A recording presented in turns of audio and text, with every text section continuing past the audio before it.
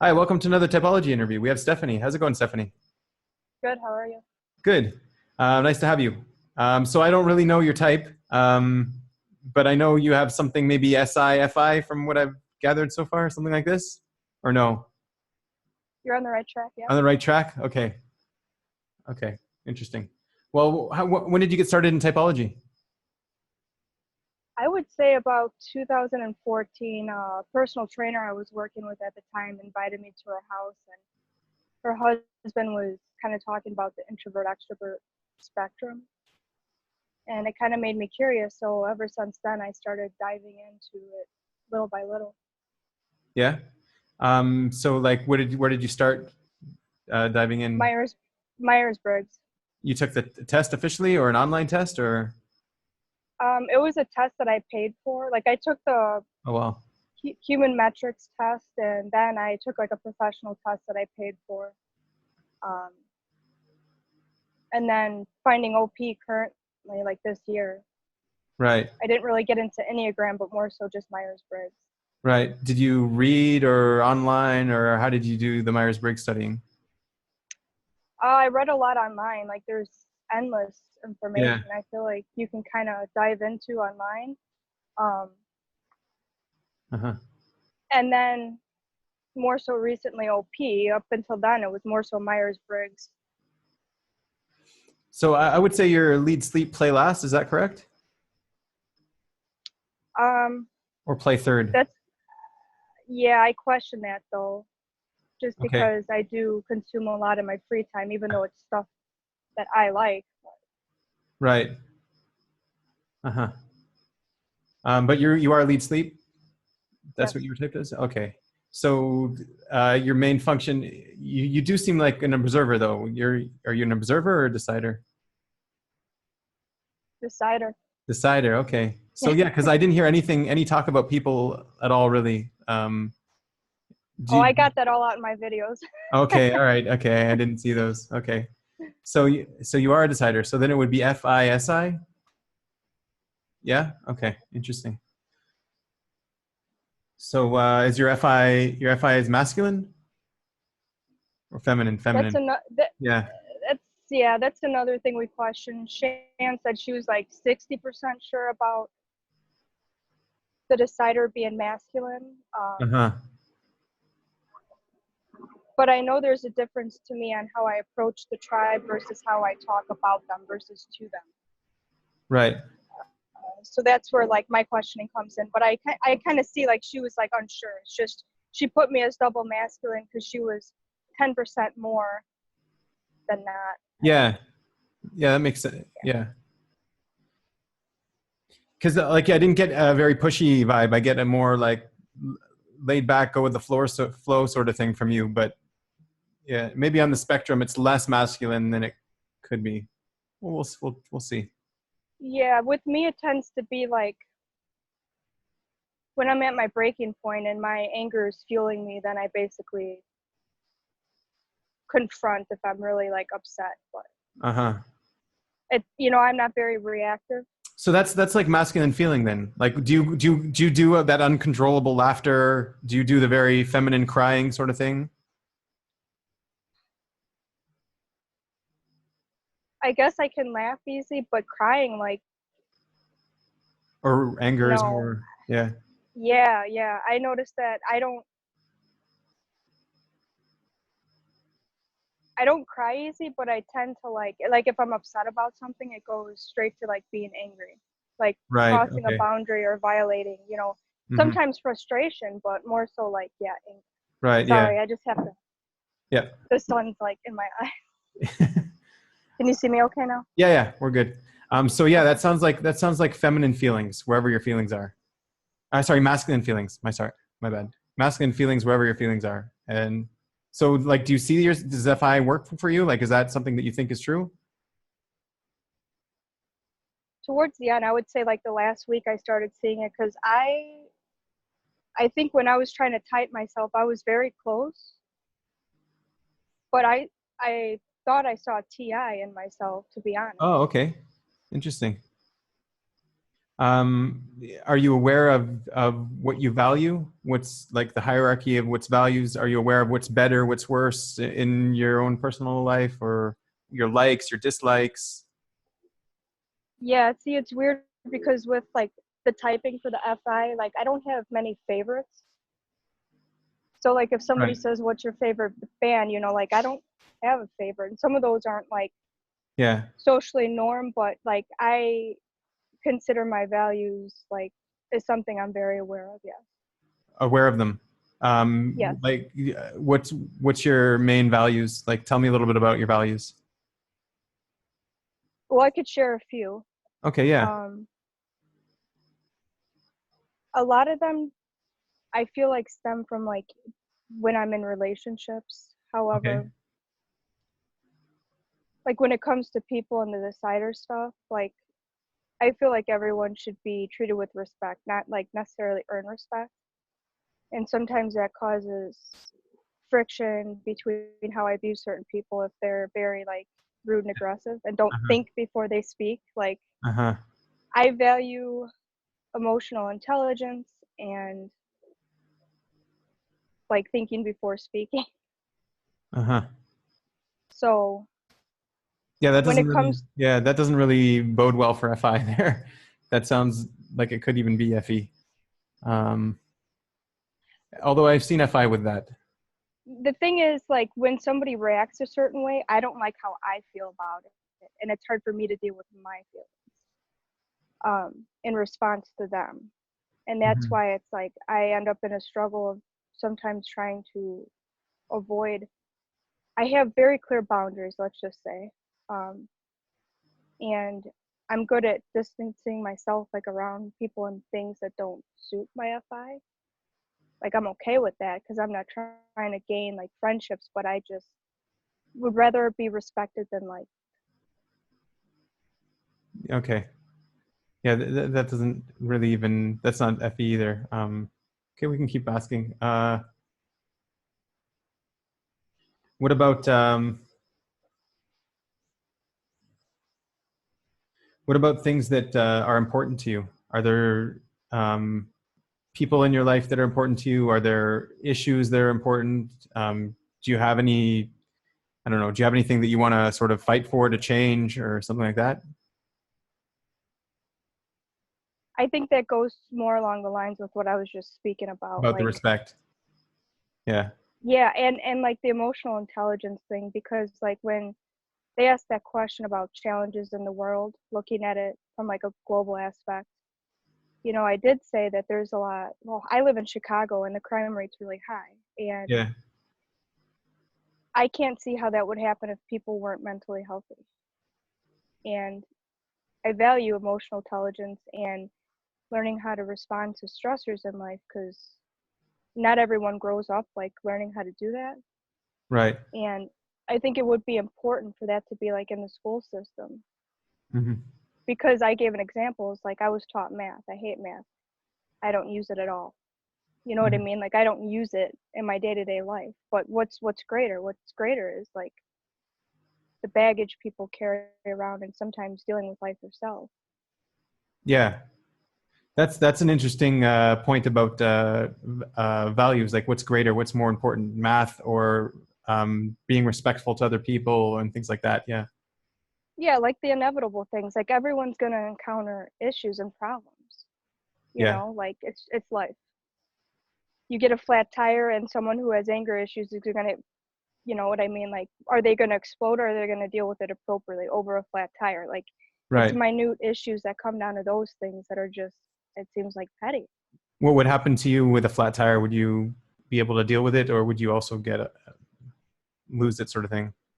No, it wouldn't bother me. It actually Mhm. happened to me last month on my way home from getting my car oil change and tire rotation. Right. So it's like I just kind of like, oh, okay, well, got to deal with it, Uh huh. sort of thing. Um, do you find that you're really good at knowing how you feel at all times, knowing your emotional state, spending that time to review and introspect on your feelings? Yeah. Yeah. Hmm. I do. Um, at any given time, would you be able to say how you feel? Like if someone stopped you in the middle of the street, it doesn't matter when, how are you feeling right now? You'd be able to tell them? That may be a little bit harder because it's like I'm not having like such an intense feeling that I need to like label it. But it Right. would be more along the lines of like content, Right. calm. But it wouldn't be anything extravagant like, Uh-huh. I'm having a shitty day or, Yeah, yeah. you know, Uh-huh. No, but that's good that you're like, even that is something that like you're able to label. And yeah. Like what about labeling feelings in general? Can you explain to me what that's like? Is that handy for you? Is that something that's or is it better just not to not label them and just sort of reflect in what they are? um, I think I tend to like think about it, but if I question it, like I do a lot of research online about stuff like that. Yeah. And I've also had therapy too. And I would say in my younger years, it was a lot harder for me to understand the emotions and what drove me to do things that I did or Uh-huh. whatnot. But now it's like I'm a totally different person, and I feel like I'm very self-aware. Yeah. Um, and I have the support if I need it, but that doesn't really happen often, where I'm like really struggling. Hmm. Do you feel like you're an authentic person? That you're true to yourself? Yeah, because if I'm not, then I feel like a very like I feel disconnected, and that kind of like came about in my video too, where I was talking like in my younger years where I was struggling emotionally and I did things like partying and drinking, which like never came about until like being 21. Like throughout high school I was straight edge, never cared about it, never cared about the popularity crap, like Right. it plagued me then and I struggled greatly. um but now it's definitely different. Like I can like handle those things better versus before. It's like I didn't really understand why I was feeling what I was feeling or the emotion, or but I was reacting to it somehow. So Right. Um, what about like, is that a value of yours to be authentic? Is that something that's important to you, that everybody is authentic or just you or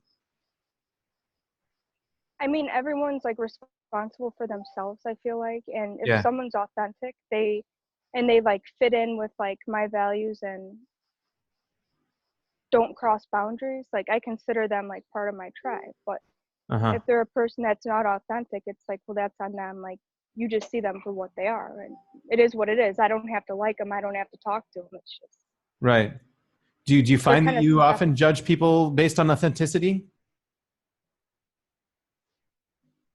to a point, because I feel like there's some people that if they're looking for validation or popularity, they may be nice to your face, Yeah. but then they can switch really quick or just talk about you behind your back, or you see them doing it about others. Like I see that a lot in my workplace, and it's just like Uh-huh. I stay away from it. Interesting. Yeah.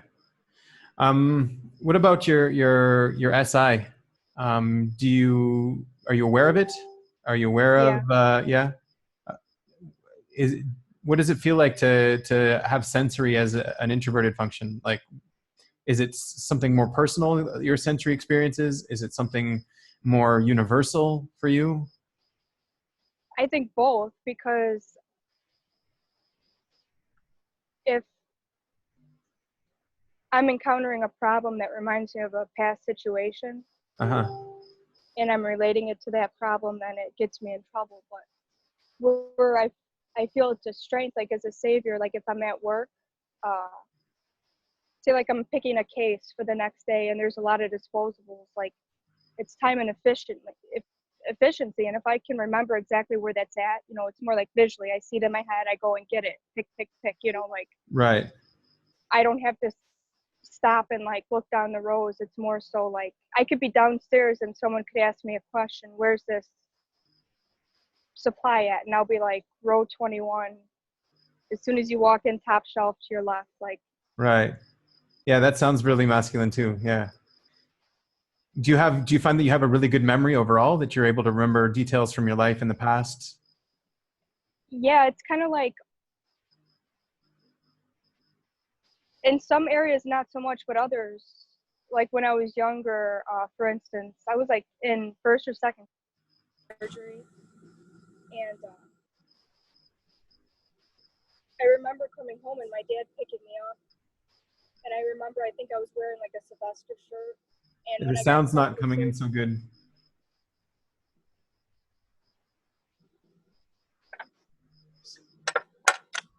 Let me just pause can it you for hear a me second. okay now? Yeah, I can hear you. Yeah. Sorry Can you to. hear me? Yeah, yeah. Can you hear me? I can hear you. I'm going to pause it till we fix this. Hey, we're back. So Stephanie, I forget the question. I think we were talking about your memory a little bit. Yes, the SI. Yeah. SI in general as well. Yeah. But like, do you remember things in a very like, is your memory something that's more universal, or you remember specific details, or how does that work?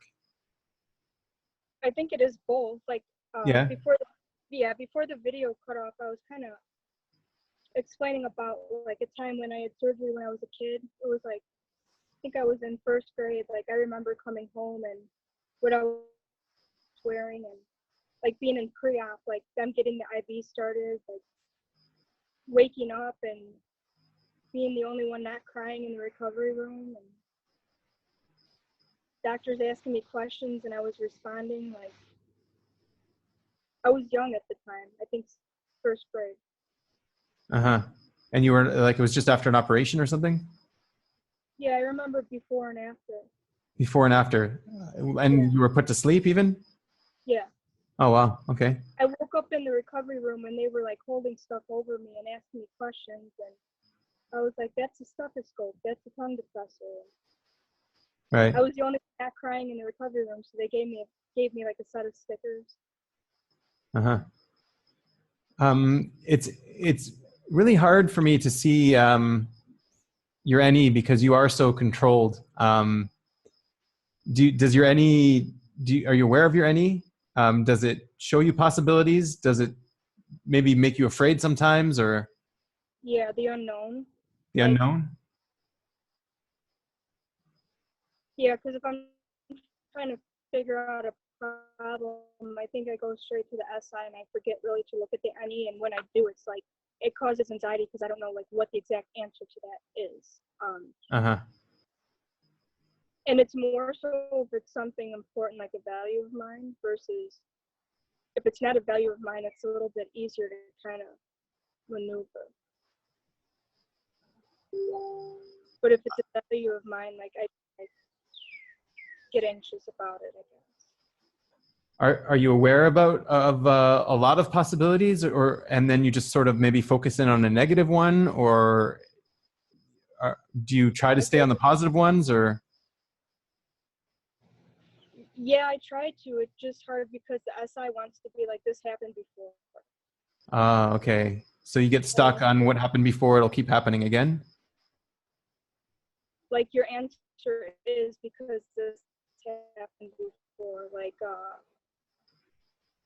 if I come into work and my boss is like, I gotta talk to you, it Uh-huh. reminds that tone of voice when I was a kid and like doing something wrong and my parents being like, we gotta Right. Huh. talk. Um, has it been helpful for you in your life too that you're NE? Are you able to understand things as being a double observer? I guess you're able to understand things that have happened to you in the past, or?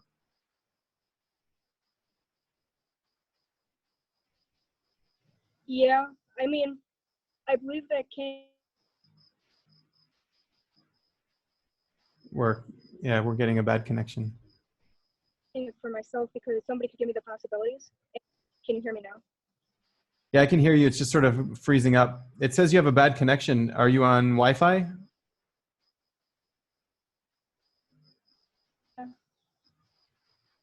I'm going to pause the video again. I can double check. Yeah. Okay. So we were talking about the possibilities you see. Is there, do you see a lot of possibilities? Do they come to you a lot? Are you able to brainstorm in your life? Yeah, so for an example, like, this is another thing that, like, upsets me is, like, I come into work and this old lady we work with, she's like 74, and she starts bitching about how the department's a mess and first shift didn't do anything and just that shift rivalry, you know? And I'm like, how do you know, like, thinking in my mind, I'm like, how do you know, like, you know, something didn't happen or they had like a lot of add-ons? And, you know, like, the work doesn't stop. Our work is like a flow, and it's not going to be ever complete to one's liking. You know what I mean? Like, multiple things could have happened. There could have been stuff that the supervisor had to attend to that she couldn't really, like, or things out of like your control that you can't really grasp. Like, our washers break down a lot, our sterilizers break down a lot. Like, it could be technical stuff, it could be things like that don't even, that's not even like what she's thinking, like first shift being lazy. Mm-hmm. Do you think maybe she's like maybe a single observer and she's having trouble doing those observations? Yeah. Yeah. Yeah. Yeah. And so you'd be like helping her doing that double observing to calm her down? I don't say anything. Like, she's Oh, kind of, okay. yeah. Like, when I was doing a lot of overtime when I first started, we have to process loaner instrumentation, and surgery gets crazy between October and December when everyone's deductibles met and they're trying to get their surgeries in before the end of the year when it starts over. And I remember training in loaners, and like, those trays come in sets, and it could be anywhere between one tray to like 14 trays for one patient. And Uh-huh. we had like 50 trays come in, and I was supposed to leave at like 3:30. I stayed at 9 o'clock to help because there was like 50 loaners that still had to be done and processed. And generally those surgeries start like at 7 a.m. and they're back to back. So I stayed and helped, and she was like, yeah, well, that's what happens when day shift doesn't put them through decon until like right before they leave. And those loaners come in through plane, like they could come in at any time. So I felt Yeah. like it was ignorant. Like, she's just like assuming stuff without having the information. Right. Yeah. Is that something that's annoying for you when, like, I know for me it's annoying when people assume things without the information. Yeah. Yes. Yeah. Yes. And even for myself, like, if one time I got like taken into the office because they didn't like tell me like a piece of important information, and then my boss said I was causing chaos because of something I said. Uh-huh. And I was like, well, had you have told me that before I said anything, I would have known. But because I didn't know, I mean, what do you want me to do? The outcome would have been different had I been told. Right. Yeah. Did you feel like there was a missing piece of information before that happened, or like, and you could have asked him about it and maybe, yeah? Well, what had happened was, like, I'm dealing with a back injury, Okay. and certain things are hard for me. So like, there's no modifications in serial processing. It's a pretty physical job, and some of those trays are 25 pounds and you're lifting repetitively throughout the day. Yeah. Okay. And I had multiple sites of issues, neck, back, that just weren't getting resolved. And finally, like, the doctor said, well, let's like try to modify your work. And, you know, after dealing with the pain for so long, I agreed to it. I was just afraid like I was going to get fired, like they would find a way to fire me. Uh-huh. And she wanted me just to try. So I brought the note. The supervisor went home for the day. My manager's nowhere to be found. There's only the lead tech. So like, I brought it to him, and they didn't really say anything to me right away about there not being any light duty. And about not being what? Light duty in the department. Okay. They said like there's no light duty. There's And I no said, light duty. But before that, I even went to them and said, like, hey, I'm struggling with this. I didn't really want to bring it up, but Yeah. like, I'm struggling to like do this work and I'm in pain and I want to know like if you guys could help me out. And my boss said, we can try to help you, but I can't modify for the rest of your career. Yeah. The supervisor was more like receptive, you know, she was like receptive to the fact and said, well, that's an HR thing, you'd have to give the note to HR. Nowhere did they say there's no light duty. Uh-huh. That conversation. So what I'm thinking is, you didn't tell me even when we talked about it. It's not like I just showed up with a note and Yeah. Okay, what about your extroverted decider, whatever it may be? Um, do you have a fear of the tribe? Do you have a fear of exposing yourself? Do you, in a way I think, but what I would say is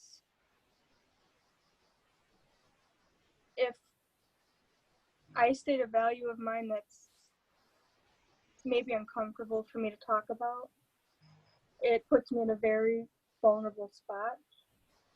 And even so with like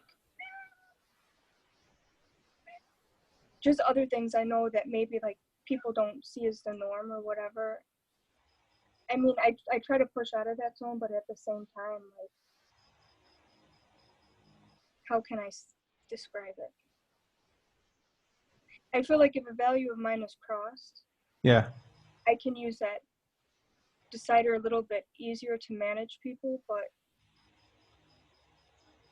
at the same time, even though I'm not trying to be accepted, it still like makes me feel like, oh, like, is my value weird? Is it wrong? Like, essentially, like, it doesn't matter. It shouldn't matter to them. It matters to me, but do you like to get feedback from the tribe or friends, or when you have a problem or an issue, do you often like to talk to someone about it, or more deal with it on your own? I used to when I was having those hard times like years ago. Uh-huh. Excuse Yep. me, cat wants it.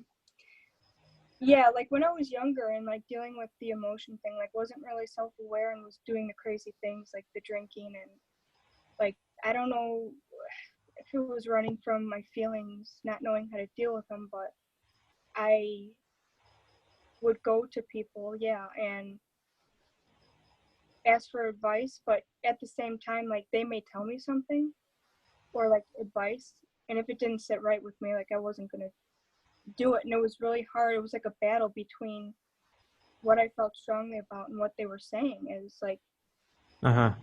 information that may help. Like I just couldn't see it the way they were seeing it. Right. It became more of a thing that I would use when I was like in like a bad state. I feel like I'm more talkative and reach out when I'm really struggling to like know an answer to something. Uh-huh. Do you use the tribe maybe to help you think sometimes? Helped you figure things out, or I think, yeah, when like going back then to that area in my life, yes. However, today, no. I mean, I have a better grip on myself and my emotions, but okay, so like the typology thing, it was driving me nuts to know my type. right. And I was getting very confused because I didn't have a concrete answer. And a lot of people in the group were a lot more knowledgeable than me. And I would be like, well, what's the function of this? And I would listen to Dave and Shan's videos and like try to read as much information as I can. And it's like information is limited. It's not like Myers-Briggs where you can like walk in a room and it's like everywhere. Right. It's Yeah. well, how do I find this information? Maybe the people that only know are the experienced ones. Right. It was still causing some confusion then too, because I felt like being really self-aware of myself and them really not knowing me completely, like there was a clash. Yeah. Yeah. Um, some people are like, you're not on that FITE spectrum at all, because you're asking the tribe and you're using all this play, and I'm like, it's for information, Well, that's what to learn, play's for. Yeah. That's yeah. to learn about myself, Uh-huh. and it was more so like of a internal thing. It wasn't Yeah. like to solve a So Dave problem with came out with those concentric circles in one of his classes. Did you see that class? the So animals. yeah, about the animals, how like your last animal will be in the very middle.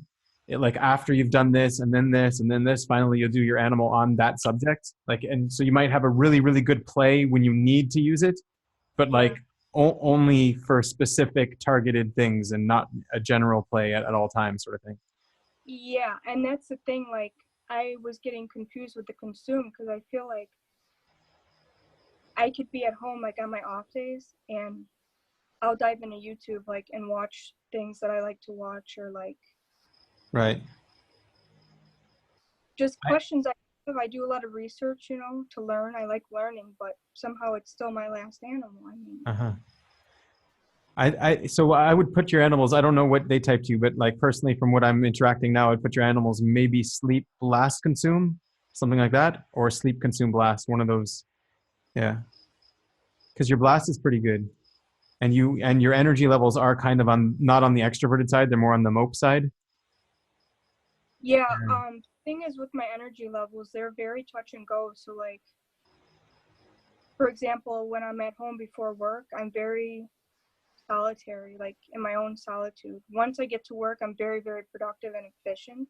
Right. But if I do too much before work, sometimes that hinders me, because I'm like dragging it. And I know, like, recently I'm dealing with some health issues and fatigue, but I think because of those, that Huh. energy, Yeah, that that energy, sounds like you're more energy dominant than info dominant then. yeah. And due Yeah. to the flux of energy, like, I would say energy swings, I'm kind of prone to like adrenal fatigue, and I've went through it, and I feel like I'm experiencing a little bit of it now. Uh-huh.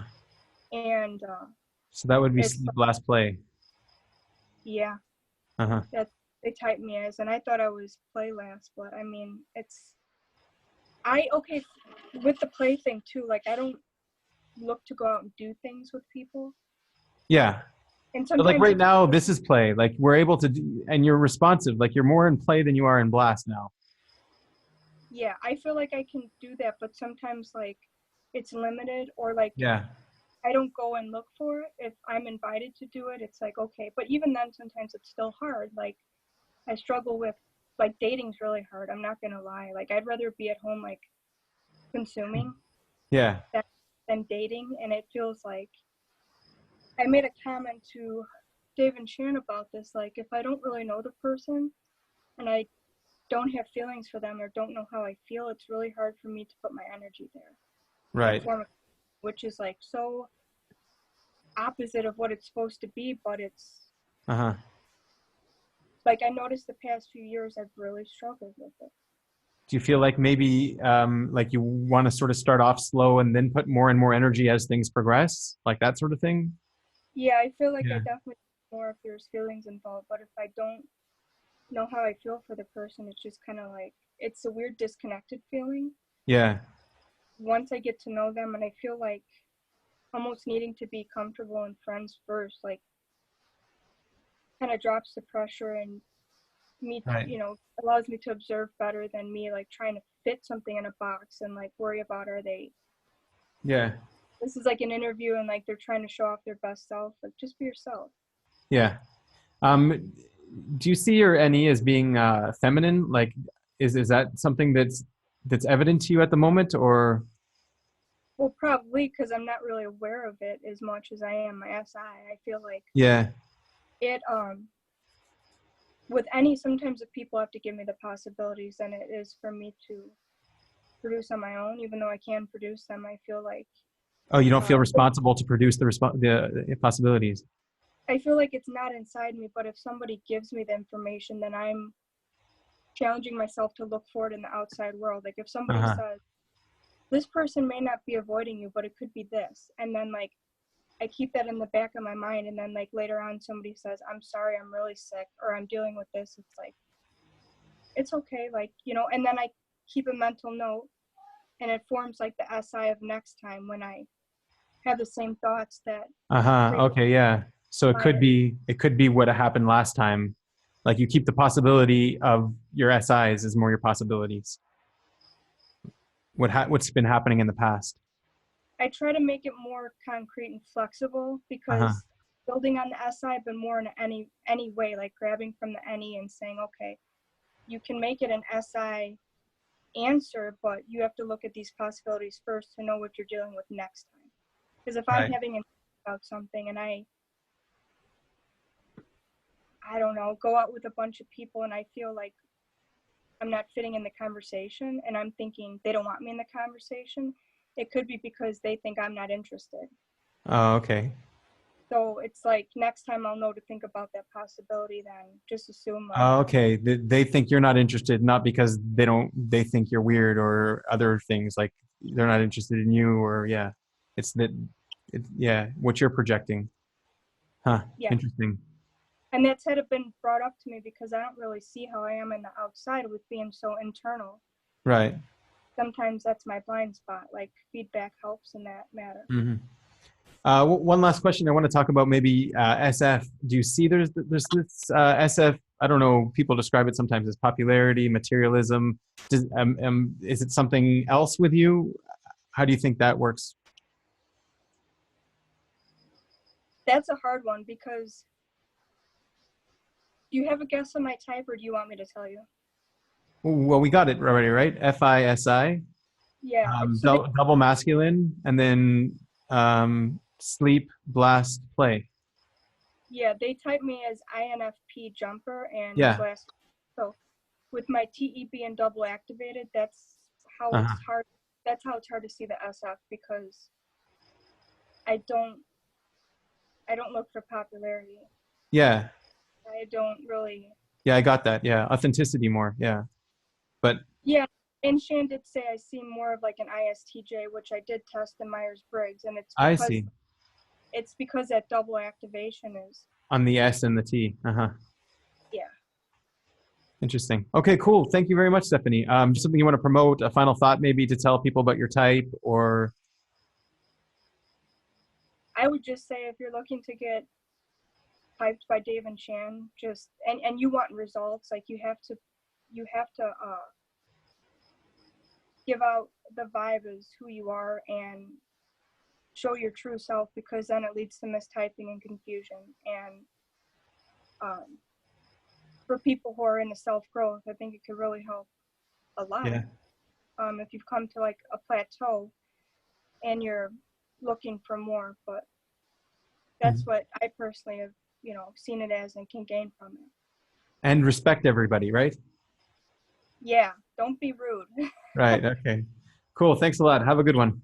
Thanks, you too.